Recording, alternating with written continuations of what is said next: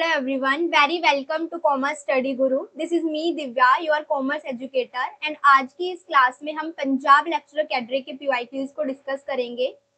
Class को discuss करने से पहले मैं आपको बता देती हूँ कि पंजाब लेक्चरर कैडरे का जो कोर्स है हमारा वो स्टार्ट हो गया है। अगर आप भी एक स्ट्रक्चर वे में प्रिपेयर करना चाहते हैं तो जल्दी से अपने आप को एनरोल करा लीजिए। कोर्स में आपको क्या क्या मिलने वाला है, कंप्लीट सिलेबस रहेगा with detailed explanation, live plus recorded दोनों क्लासेस यहाँ पे रहेंगी। आपको पीडीएफ नोट्स प्रोवाइड किए जाएंगे। प्रीवियस ईयर क्वेश्चंस की जो एक्सप्लेनेशन है वो यहाँ पे दी जाएगी पूरी। डाउट क्लियरिंग सेशन जो है क्लास के एंड में वो रखा जाएगा। फर्दर अगर फिर भी आपका कोई डाउट रहता है तो आप व्हाट्सएप के थ्रू भी हमसे डाउट अपने पूछ सकते हो। फर्दर कोई भी क्वेरी है तो आप इस कॉन्टेक्ट पे जाके अपनी क्वेरी को पूछ सकते हो। लेक्चर को स्टार्ट करते हैं। फर्स्ट क्वेश्चन है हमारे पास, which of the following is a sequential model used to explain how the advertising work. Advertising work कैसे करती है, इसके लिए यहाँ पे कौन सा मॉडल है? इस तरीके का कोई मॉडल नहीं होता है। पेस्टल जो सोर्ट है वो आपके पास एनवायरमेंट से रिलेटेड होते हैं, तो इसका करेक्ट ऑप्शन हो जाएगा आपके पास एडा, AIDA। ए का मतलब होता है आपके पास अटेंशन, आई का मतलब आपके पास होता है इंटरेस्ट, डी का मतलब आपके पास होता है डिजायर एंड ए का मतलब आपके पास होता है एक्शन। सबसे पहले आप क्या करते हो, प्रोडक्ट की तरफ अपने कस्टमर का ध्यान क्या है अट्रैक्ट करते हो, फिर उनका क्या है इंटरेस्ट जगता है उस प्रोडक्ट में, फिर वो उसको खरीदने के लिए क्या उनमें डिजायर पैदा होती है, फिर क्या होता है वो एक्शन लेते हैं यानी कि डिसीजन लेते हैं उस प्रोडक्ट को बाय करने के लिए। तो इसका करेक्ट ऑप्शन आपका हो जाएगा बी। नेक्स्ट है आपके पास, what is the monetary limit to file a complaint for the compensation before the national commission under the consumer protection act. तो आपके पास जो नेशनल कमीशन की जो लिमिट होती है वो मोर देन 1 लाख होती है। जो यहाँ पे आपके पास लिमिट है वो डिफरेंट डिफरेंट होती है। डिस्ट्रिक्ट के लिए आपकी अलग होती है, स्टेट के लिए आपकी अलग होती है एंड नेशनल के लिए जो है वो आपकी अलग होती है। तो यहाँ पे आपसे जो पूछा गया था वो नेशनल के लिए पूछा गया था, जो कि होती है आपके पास मोर देन 1 लाख। इन सभी को हम 1 बाय 1 करके डिस्कस करेंगे डिटेल कोर्स में जब करेंगे। इसके बाद आपके पास आता है a person aggrieved by an order made by the national Commission. अगर कोई भी पर्सन है जिसने नेशनल कमीशन के अंदर अपना जो केस है वो दिया था लेकिन वो डिसीजन से सेटिस्फाई नहीं है, तो अब वो अपने केस को कहाँ पे ट्रांसफर कर सकता है, सुप्रीम कोर्ट में अब वो अपने केस को ट्रांसफर कर सकता है।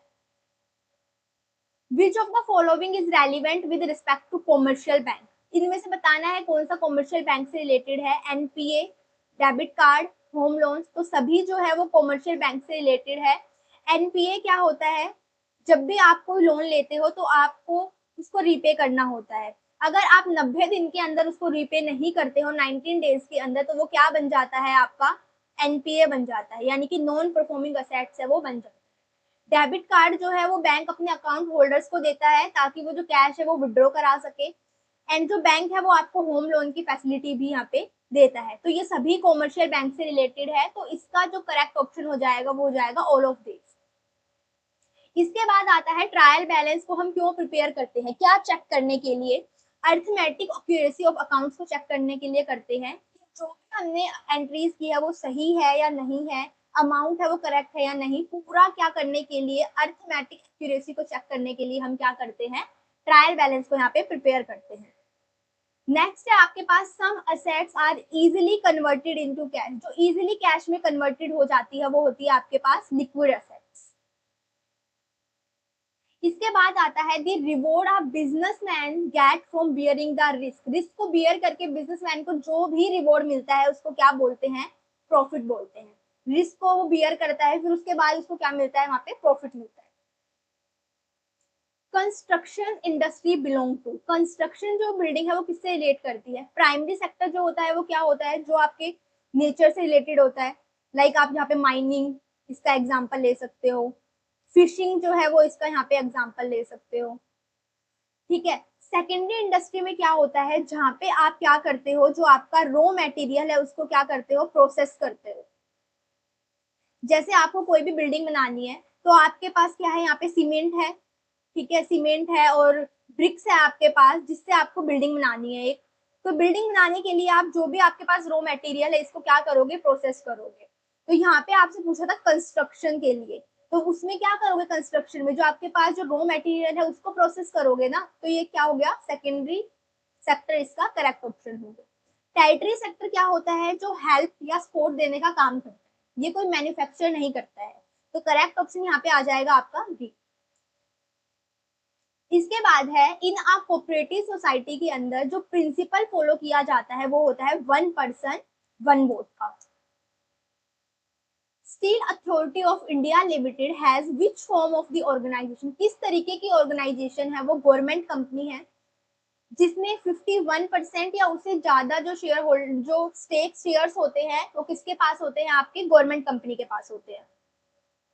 Which of the following is not a part of general insurance का पार्ट नहीं है आपका। मैरिन इंश्योरेंस आपका जनरल इंश्योरेंस का पार्ट है, फेडलिटी इंश्योरेंस जो है आपका जनरल इंश्योरेंस का पार्ट है, फायर इंश्योरेंस है जो आपका वो जनरल इंश्योरेंस का पार्ट है। जो लाइफ इंश्योरेंस है वो आपका जनरल इंश्योरेंस का पार्ट नहीं है, because this is not related to the property और लाइबिलिटी, ये कोई भी प्रॉपर्टी और लाइबिलिटी से रिलेटेड नहीं होता है, तो ये आपका जनरल इंश्योरेंस का पार्ट नहीं है।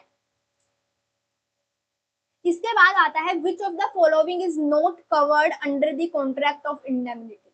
इंडेमनिटी का मतलब क्या होता है, जो भी आपको लॉस हुआ है उसके लिए, आपको जितना लॉस हुआ है उसके लिए क्या कर देंगे, आपको कंपनसेशन दे देंगे जितना भी आपका लॉस हुआ है। तो जो लाइफ इंश्योरेंस है, क्या उसका कोई कंपनसेशन दे सकते हो, उसकी जो वैल्यू है उसको आप मनी की टर्म से मेजर कर सकते हो, नहीं कर सकते हैं, तो कॉन्ट्रैक्ट ऑफ जो इंडेमनिटी है वो इसके अंदर कवर नहीं होगा। Legal cost incurred in case of disputed land and building, land and building disputed case में जो है लैंड एंड बिल्डिंग, वो लीगल कॉस्ट जो इनकर करते हैं वो कौन सी एक्टिविटी का पार्ट होता है। ऑपरेटिंग एक्टिविटी जो होती है वो आपकी डे टू डे ऑपरेशन से रिलेटेड होती है। फाइनेंसिंग एक्टिविटी होती है वो आपकी किससे, लोन से रिलेटेड होती है। ठीक है, इन्वेस्टिंग जो एक्टिविटी है वो इसका पार्ट है, तो इन्वेस्टिंग एक्टिविटी इसका क्या हो जाएगा आपके पास, करेक्ट ऑप्शन। फिर आपके पास आता है कि the average cost method of inventory valuation, जो एवरेज कॉस्ट मेथड होता है वो कब यूज करते हैं, जब आपके प्राइस में क्या होते हैं, फ्लक्चुएशन होते हैं, इंक्रीज एंड डिक्रीज करते हैं आपके प्राइस। तो इसका करेक्ट ऑप्शन क्या हो जाएगा यहाँ पे, C. A very important components of management accounting का सबसे इंपॉर्टेंट जो कंसेप्ट होता है वो क्या होता है, कॉस्ट अकाउंटिंग। मैनेजमेंट अकाउंटिंग क्या करता है, आपकी कंपनी के अंदर जितने भी क्या प्लान करना है, कैसे कंट्रोल करना है, क्या डिसीजन मेकिंग करनी है, वो करता है। कॉस्ट अकाउंटिंग वहाँ पे क्या करता है, एक प्रोडक्ट और सर्विसेज के लिए आपकी क्या कॉस्ट रहेगी उसको पूरा एनालिसिस करना और फिर एक रिपोर्ट तैयार करना। तो इसका जो मेन कंपोनेंट हो गया मैनेजमेंट अकाउंटिंग का वो क्या है, कॉस्ट अकाउंटिंग। इसके बाद आता है the items that is not taken into account in computing the current ratio. Current ratio कैसे कैलकुलेट करते हैं, current assets upon current liability. जो लैंड है आपकी, ये क्या है, आपकी फिक्स्ड असेट्स है, तो ये इसका पार्ट नहीं है यहाँ पे। विच factors influence the ethical behaviour in business, public disclosure, क्योंकि आप पब्लिक के सामने चीजों को रखोगे तो इससे क्या होगी, ट्रांसपेरेंसी मैटर होगी और आप एथिक्स जो है उनको फॉलो करते हुए चलोगे। Pressure from the top executive, अगर टॉप जो एग्जीक्यूटिव है, जो सीनियर्स लोग हैं आपकी कंपनी के अंदर, अगर वो एथिकल चीजों को फॉलो कर रहे हैं, मानते हुए चल रहे हैं, तो जो उनसे लोअर लेवल के जो एम्प्लॉयज है उनको भी मजबूरी में फॉलो करना पड़ेगा, क्योंकि उनपे भी प्रेशर क्रिएट होगा। इंस्पायरेशन फ्रॉम द लीडर्स, जो उनके लीडर्स हैं अगर वो भी एथिकली सारी चीजों को मान रहे हैं, सही कर रहे हैं, तो जो प्रेशर है नीचे वाले एम्प्लॉय वो अपने आप क्रिएट हो जाएगा। तो इसका जो है वो क्या है, ऑल ऑफ द अबव इसका करेक्ट ऑप्शन है। Which of the following is a part of capital structure, capital structure का मतलब होता है कितना पैसा आप किस सोर्स से लेके आ रहे हो, कितना आप डेट से ला रहे हो, कितना आप इक्विटी से ला रहे हो, कितना आप प्रेफरेंस से ला रहे हो। क्या हो जाएगा इसका option, all of the above. Dividend is the portion of, किसका पोर्शन होता है, डिविडेंड प्रॉफिट का, जो आप अपने शेयर होल्डर्स को डिस्ट्रीब्यूट करते हो ना वो। 360 degree methods related to, 360 degree ये आपका परफॉर्मेंस अप्रेजल का मेथड होता है। जब आप क्लासेस अटेंड करोगे ना तो उसमें आपके पास परफॉर्मेंस अप्रेजल के बहुत सारे मेथड्स होते हैं, तो उनमें से एक मेथड होता है 360 डिग्री मेथड, जहाँ पे आप मल्टीपल सोर्स से क्या करते हो, फीडबैक कलेक्ट करते हो। आपके जो क्या बोलते हैं पीयर्स होते हैं उनसे कलेक्ट करते हो, समटाइम्स आप क्या करते हो जो आपके एक्सटर्नल क्लाइंट्स हैं उनसे भी आप फीडबैक ले लेते हो, सो दैट आप क्या कर सको एक पूरा जो इमेज है, पूरी जो परफॉर्मेंस है उसको अच्छे से क्या कर सको, इवेल्युएट कर सको। Environmental protection act is applicable है किससे, प्राइवेट से भी और पब्लिक से भी, दोनों से रिलेट करता है ये, तो दोनों ऑप्शन हो जाएंगे इसके करेक्ट यहाँ पे। एक थ्योरी, थ्योरी क्या है, एक अजम्पशन है। अजम्पशन में क्या होता है कि आप गैस करते हो कि हाँ ऐसे है, बट आपके पास उसका कोई प्रूफ नहीं होता है वहां पे। इफ एंड देन का क्या होता है, ये है तो ये हो जाएगा, ये है तो ऐसा होगा। हाइपोथेसिस क्या होता है, थ्योरी का ये स्टार्टिंग पॉइंट होता है। जो वैलिडेट हाइपोथेसिस होता है आपके पास, उसमें आप टेस्ट कर करके कंफर्म करते हो, उसके बाद वो एक थ्योरी बनता है। तो इसका करेक्ट ऑप्शन हो जाएगा आपके पास डी। नेक्स्ट है, in drawing a farmer supply curve for a commodity all but all of the following are keep constant. इसमें आपको बताना है सप्लाई कर सबसे पहले क्या होती है। सप्लाई कर आपके पास जहाँ पे आपके रिलेशनशिप को शो करती है, there is a relationship between the price of the commodity and the quantity, supply के बीच में रिलेशनशिप को शो करती है। तो आपको यहाँ पे बताना है कि कौन सा ऐसा फैक्टर है जो आपका क्या है कांस्टेंट नहीं रहता है। ढंग से पढ़ना क्वेश्चन को, supply curve for the commodity all but one of the following factors are keep constant. तो जो आपका यहाँ पे आंसर हो जाएगा वो हो जाएगा प्राइस ऑफ द कमोडिटी, क्योंकि ये सभी फैक्टर्स तो क्या होते हैं आपके कांस्टेंट होते हैं। इसके बाद आता है, if the income elasticity of a demand is greater than one. Elasticity का मतलब होता है, इलास्टिसिटी का क्या मतलब होता है आपके पास, रेस्पॉन्सिवनेस, कि आपकी डिमांड कैसे रेस्पॉन्स करेगी। फैक्टर्स में चेंज होने के बाद आपकी जो डिमांड है वो किस तरीके से रेस्पॉन्ड करेगी वो बताता है आपको इलास्टिसिटी ऑफ डिमांड। फैक्टर का मतलब यहाँ पे होता है price of a goods, income of the consumer, taste and preferences and expectations जो है आपकी, ये सब आपके जो फैक्टर्स होते हैं, इनमें चेंज होने से आपकी डिमांड किस तरीके से रेस्पॉन्स करेगी वो होता है इलास्टिसिटी ऑफ डिमांड। यहाँ पे ग्रेटर देन वन की बात हो रही है। अगर प्राइस में आपके पास 10% जो है वो डिक्रीज हो रहे हैं यहाँ पे, तो जो आपकी क्वांटिटी है वो 15% से क्या कर जाएगी, यहाँ पे इंक्रीज कर जाएगी। वो किस केस में होता है, ED is greater than one. और यहाँ पे किस तरीके के गुड्स की बात करते हैं हम, लग्जरी गुड्स की बात करते हैं। यहाँ पे अगर कोई कार है उसके प्राइस डिक्रीज हो रहे हैं तो उसकी डिमांड जो है ना वो काफी तेजी से इंक्रीज हो जाएगी। तो इसका करेक्ट ऑप्शन क्या हो जाएगा, B. Items which are not an opening expense, जो नहीं है यहाँ पे ओपनिंग एक्सपेंस, जो आप बिजनेस स्टार्ट करते हो उस टाइम पे जो आपके होते हैं, जैसे एडवर्टाइजिंग एक्सपेंस होता है आपका, सैलरी देना जो भी काम कर रहे हैं एम्प्लॉयज उनको, जो डेप्रिसिएशन है, जो आप बिजनेस के अंदर जो भी इक्विपमेंट्स वगैरह परचेज करते हो उस पर जो डेप्रिसिएशन लगता है वो भी आपका ओपनिंग एक्सपेंस होता है। जो loss of sale of motor car होता है ये आपका होता है कैपिटल रिसिप्ट होता है। जब भी आप किसी भी असेट्स को सेल करते हो ना तो आपके पास वो क्या होता है, कैपिटल रिसिप्ट होती है आपकी। तो ये ओपनिंग एक्सपेंस नहीं होता है आपका। तो ये क्या हो जाएगा इसका करेक्ट ऑप्शन। अब प्राइमरी रीजन था Nations conduct the international trade. अब इंटरनेशनल ट्रेड क्यों करना जरूरी है, क्योंकि सभी के पास सभी रिसोर्सेज अवेलेबल नहीं होते हैं। कुछ क्या करते हैं दूसरी कंट्री से इंपोर्ट करते हैं। जब हमारे पास resource are not equally distributed नहीं होते हैं ऑल द ट्रेडिंग पार्टनर्स में, तो क्या करता है नेशन, इंटरनेशनल ट्रेड करता है सो दैट वो दूसरी कंट्री से क्या कर ले, इंपोर्ट कर ले। Contradiction of the Hickson Olin theory का कॉन्ट्राडिक्शन क्या है, लियोनटिफ पैराडॉक्स। हिक्सन ओलिन थ्योरी क्या बोलता है, जैसे आपके पास कोई कंट्री ए है, एक आपके पास है कंट्री बी, ठीक है। कंट्री ए में आपके पास क्या है, कैपिटल अबंडेंस कंट्री है ये आपके पास, बट जो आपकी लेबर है यहाँ पे वो लेबर अबंडेंस यहाँ नहीं है। सेम एज कंट्री जो बी है आपके पास वो लेबर अबंडेंस है यहाँ पे,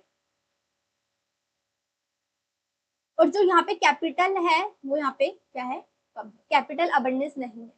तो जो हिक्सन ओलिन थ्योरी बोलती है कि यहाँ पे जो कैपिटल अबंडेंस है तो ये क्या कर देंगे, यहाँ पे इसको एक्सपोर्ट कर देंगे, और यहाँ से लेबर है तो लेबर को क्या कर लेंगे, यहाँ से इंपोर्ट कर लेंगे। Same as for country B. But जो लियोनटिफ पैराडॉक्स है वो क्या बोलते हैं, जिस कंट्री के अंदर आपके पास जहाँ पे ये लेबर लेबर की जो क्या है यहाँ पे कमी है, तो आप इन जो गुड्स है उनको क्या करोगे, एक्सपोर्ट करोगे। ये बिल्कुल कॉन्ट्राडिक्टरी फेज है लियोनटिव पैराडॉक्स का, हिग्स रोलिन थ्योरी का, सॉरी, ये कॉन्ट्राडिक्ट है बिल्कुल, जो लियोनटिव पैराडॉक्स बोलते हैं यहाँ पे। इसके बाद आता है, if the price rise the direct real burden of public debt, क्या कर जाएगा वो, आपका फॉल कर जाएगा। फॉर एग्जाम्पल, अगर आपको आज 100 रुपए में अगर आप आज 5 टॉफी खरीद रहे हो, तो क्या आप 5 साल बाद 100 रुपए में 5 टॉफी खरीद पाओगे? क्या पता आप 3 ही खरीद पाओ। तो क्या हो रहा है, आपकी परचेजिंग पावर है वो क्या हो रही है, यहाँ पे कम हो रही है, रिड्यूस हो रही है आपकी परचेजिंग पावर। ऐसे ही सरकार क्या करती है, मान लो 1000 रुपए लेती है उधार, और बोलती है यहाँ पे वो लेती है फिक्स्ड नॉमिनल टर्म के लिए, मतलब जितने उसने लिए हैं उतने ही वो क्या कर देगी, वापस कर देगी 5 साल में। तो अगर मैं यहाँ पे शॉर्ट में बोलूं, तो इन्फ्लेशन के कारण क्या होता है, आपकी जो रियल वैल्यू है वो फॉल कर जाती है। तो जो कर्ज के लिए आपकी नॉमिनल टर्म की जो फिक्स्ड वैल्यू होती है, उसकी रियल वैल्यू जो है वो ग्रेजुअली डिक्रीज करते हुए चलती है, और सरकार को क्या है यहाँ पे कम पे करना पड़ता है। ठीक है, जो रियल बर्डन है वो क्या हो जाता है यहाँ पे सरकार का, कम हो जाता है, फॉल कर जाता है। इसके बाद आता है, for a monopolistic price is 16, marginal revenue is 4। तो इलास्टिसिटी ऑफ डिमांड क्या होगा आपके पास फॉर्मूला होता है, marginal revenue equals to price 1 - 1 upon ED. Values रख दो यहाँ पे, मार्जिनल रेवेन्यू कितना है 4, एक सेकेंड,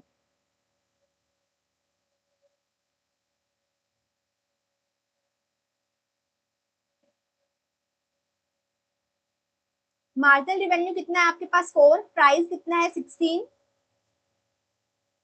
तो यहाँ पे आप इसको इधर लेकर आओगे, डिवाइड में हो जाएगा, ये एज इट इज रहेगा, यहाँ से कैंसिल आउट करो, 1/4, 1/1 माइनस ईडी। अब क्या करो, ईडी को इधर ले आओ, प्लस में हो जाएगा, ये इसको उधर ले जाओ, माइनस में हो जाएगा। एलसीएम लेंगे, कितना आएगा, 3/4 आ जाएगा। क्रॉस मल्टीप्लाई कर लो या फिर रिवर्स करोगे तो रेसिप्रोकल हो जाएगा। तो ये क्या हो गया, इसका करेक्ट आंसर हो गया। Short run supply curve of the perfect competitive firm, क्या होता है यहाँ पे आपका, जो आपका एमसी कर्व है वो आपका क्या करता है, अगर ऊपर जाता रहता है तो इस केस में जो आपका एवरेज वेरिएबल कॉस्ट है वो उससे क्या होना चाहिए, ऊपर होना चाहिए। अगर उससे कम होगा तो जो आपका ऑर्गेनाइजेशन है उसको प्रोडक्शन करना क्या कर देना चाहिए, बंद कर देना चाहिए, शट डाउन कर देना चाहिए। तो ये ए ऑप्शन इसका क्या हो जाएगा, करेक्ट ऑप्शन। इसके बाद आता है, if the demand curve for a monopolistic commodity are identical in two separate markets then practice a third degree price discrimination। Price discrimination क्या होता है, जहाँ पे हर एक कस्टमर से अलग प्राइस चार्ज किया जाता है, हर एक मार्केट से अलग प्राइस आप चार्ज करते हो, सो दैट आपका जो टोटल रिवेन्यू है, टोटल प्रॉफिट है, वो क्या करे, इंक्रीज कर जाए। बट यहाँ पे क्या है, आइडेंटिकल है आपके पास, इसका मतलब जो इलास्टिसिटी ऑफ डिमांड है आपकी वो कैसी है, सेम है। तो इसके अंदर अगर आप डिफरेंट डिफरेंट प्राइस चार्ज करोगे सभी से, तो क्या होगा, आप ऑप्टिमल नहीं रह पाएगा यहाँ पे। तो इसलिए आपका जो टोटल रिवेन्यू है और टोटल प्रॉफिट है वो क्या नहीं करता, डिक्रीज नहीं करता, या तो स्टेबल होता है या वो डिक्रीज कर जाता है। All the following curves are U shape होती है, किसको छोड़ के, यहाँ पे मैंने दिखाया सारी यू शेप है, but average fixed cost curve आपकी यू शेप नहीं होती। इसके बाद आता है, the marginal utility of x जो कंज्यूम कर रहे हो वो कितनी आपकी 2 टाइम्स है, ट्वाइस है, किससे, मार्जिनल यूटिलिटी ऑफ वाई से। तो इक्विलिब्रियम कब होगा आपका, जब प्राइस जो है आपका एक्स का वो 2 टाइम्स होगा, किसका, प्राइस ऑफ वाई से, 2 गुना होगा आपका एक्स का प्राइस, किससे, वाई से। तो करेक्ट ऑप्शन इसका हो जाएगा यहाँ पे ए। उसके बाद आता है, सेल ऑफ फिक्स असेट्स, आपने बेची है तो वो आपके लिए क्या हो जाएगी, कैपिटल रिसिप्ट हो जाएगी, जब भी आप किसी फिक्स असेट्स को सेल करते हो। फिर आता है आपके पास, लॉ ऑफ रेसिप्रोकल डिमांड जो है वो किसने दी है आपको, जेएस मिल ने दी है। आईएमएफ किससे डील करता है, managing the balance of payment से डील करता है, क्योंकि ये क्या करता है, आईएमएफ इकोनॉमिक स्टेबिलिटी देता है, हेल्प करता है। अगर किसी भी कंट्री का बैलेंस ऑफ पेमेंट नेगेटिव है तो उसको फाइनेंशियल स्टेबिलिटी यहाँ पे देता है। फ्री ट्रेड किसका काम है, डब्ल्यूटीओ का। फाइनेंस का किसका काम है, वर्ल्ड बैंक का। यहाँ पे मेंटेनिंग द पीस ये किसका काम है, यूएन का। Budgetary deficit does not taken into the account, मतलब जो इंडिया के, ये क्या है, बजट का पार्ट होता है, ये हमारे पास क्या कंसीडर नहीं करता है यहाँ पे, बैलेंस ऑफ पेमेंट डेफिसिट। ये किसका पार्ट होता है आपके पास, फॉरेन ट्रेड का ये पार्ट होता है। आई होप आप लोगों को आज की क्लास अच्छी लगी होगी। इसी तरीके की वीडियो के लिए आप हमारे चैनल को सब्सक्राइब कर सकते हो एंड फुल डिटेल्ड कोर्स के लिए आप हमारे बैच में एनरोल कर सकते हो। आज की क्लास को मैं यहीं पे एंड करती हूँ। आई होप आपको आज की क्लास अच्छी लगी होगी। Then see you in the next video.